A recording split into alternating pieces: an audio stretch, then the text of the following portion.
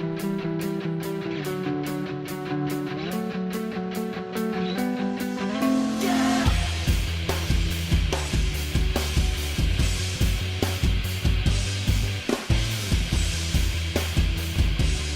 on, ballers and ballettes, Wu-Tang Baller here, hitting you with a new video. So I just had unlocked the L85A2 and decided to give it a try, since you really got to try to unlock it. One of the requirements is a defib kill. So the game before this one actually unlocked it. I may have used it for 1 or 2 kills, but this is kind of like a one game weapon review, which obviously you're watching. So I'm gonna give you some of the random stats from simthic.com. This is that's the site that I use, just like a lot of the other YouTubers and stuff like that. So max damage is the normal 25, minimum is an 18. The drop off, starting for that damage drop off, is 8 meters, and the drop off ends at 55 meters. So if you're more than if you're within the 8 meters, you're obviously going to be doing 25 hit points worth of damage, and obviously you'll just need to work with the weapon. It has a slightly slower than average RPM of 750. The muzzle velocity is a 640.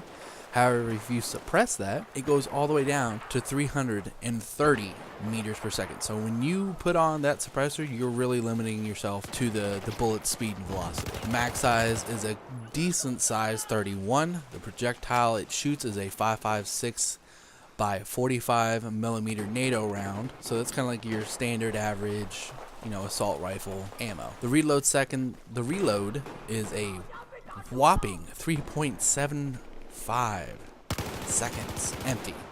If you got one left in the chamber, it knocks off a second, 2.75 if you've got one left in the chamber. The recoil stats on this thing are pretty decent. It's going to pull up more than anything. Your recoil left and right is a 0.25. However, the recoil up is a 0.43. So it's almost double.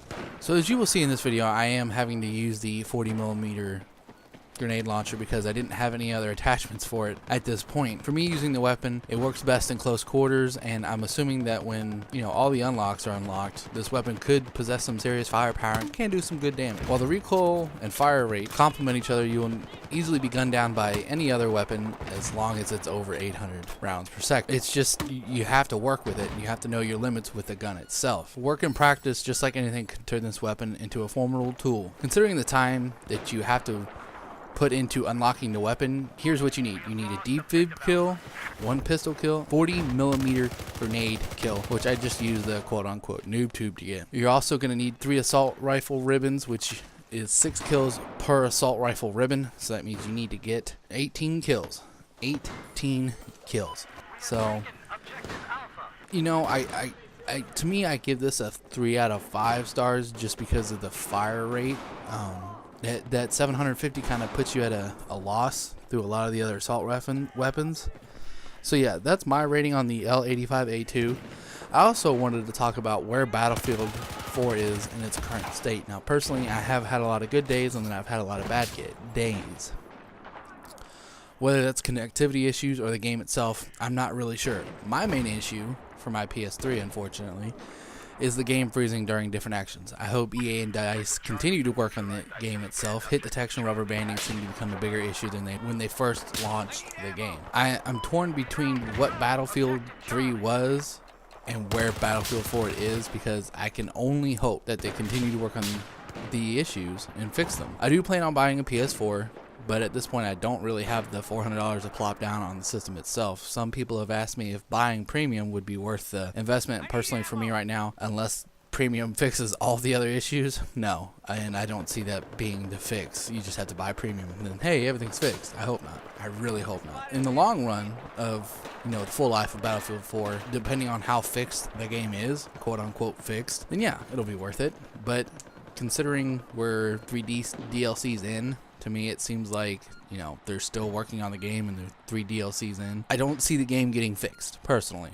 I don't. Because they've made their money, they've done everything that they can, and now they're just going to start working on Battlefront. Even though I've bought one DLC separately, I was thoroughly disappointed in it, and probably, if I do end up buying one, it'll probably be the second Assault, because I love all of those maps. However, continuing that, I would like to thank DICE and EA for continuing to work on the game. I know it has been a roller coaster since the launch, and certain issues have been taken care of by EA and DICE, and I'm glad that they're listening. Now, I can only hope that they've begun fixing the bigger issues, like I've already mentioned in the previous statements. I hope that you guys have enjoyed the random weapon review and my thoughts on where Battlefield 4 is right now. If you guys have anything to say, please leave a like or a dislike, which means don't leave a dislike, leave a like. Yeah. Anyways, enjoy the rest of the video, guys, and I'll catch you on the flip side.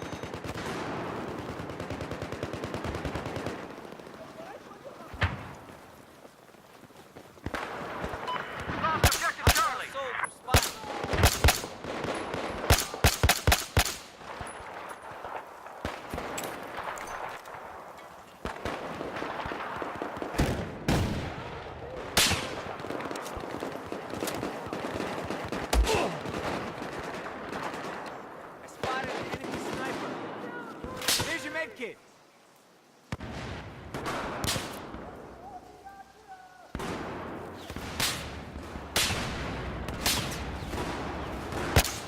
We now control objective Charlie.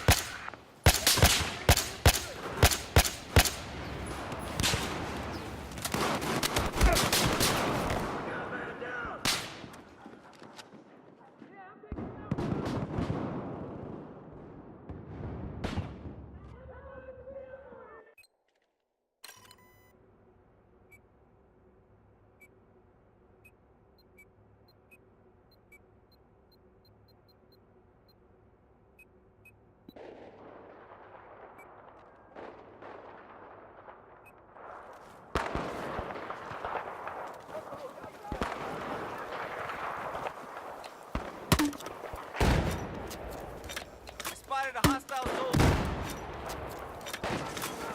Enemy spotted.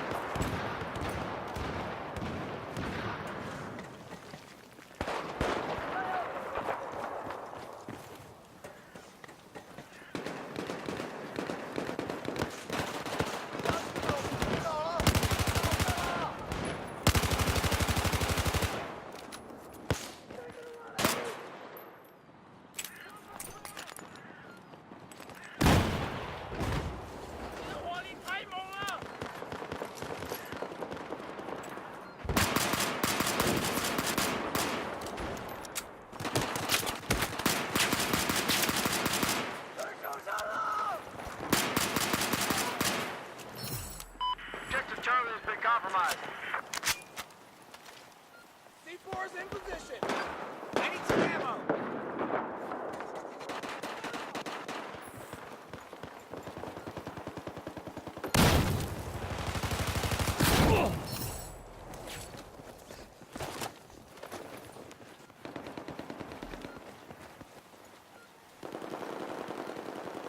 We've lost control of objective Alpha.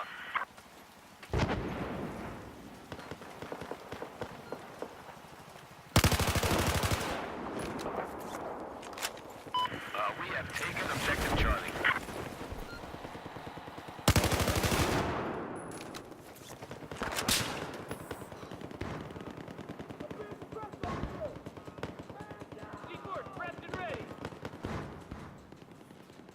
Objective Charlie has been lost.